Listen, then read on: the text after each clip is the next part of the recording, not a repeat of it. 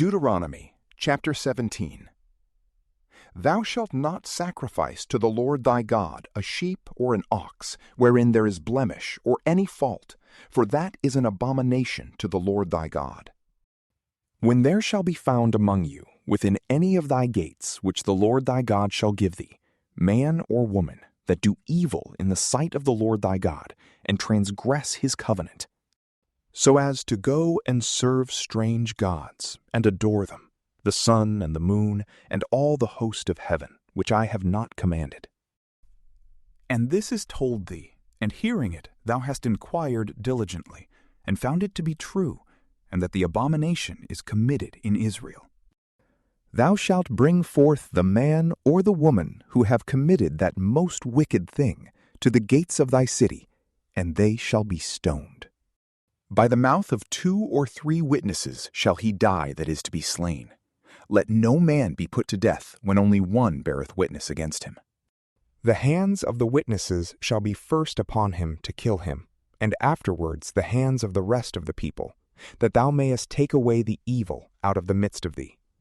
If thou perceive that there be among you a hard and doubtful matter in judgment, between blood and blood, cause and cause, leprosy and leprosy, and thou see that the words of the judges within thy gates do vary, arise, and go up to the place which the Lord thy God shall choose. And thou shalt come to the priests of the Levitical race, and to the judge that shall be at that time, and thou shalt ask of them, and they shall shew thee the truth of the judgment. And thou shalt do whatsoever they shall say that preside in the place which the Lord shall choose, and what they shall teach thee, according to his law, and thou shalt follow their sentence. Neither shalt thou decline to the right hand nor to the left hand.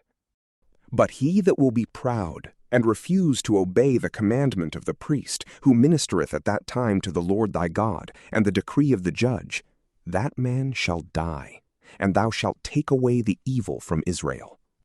And all the people hearing it shall fear, that no one afterwards swell with pride.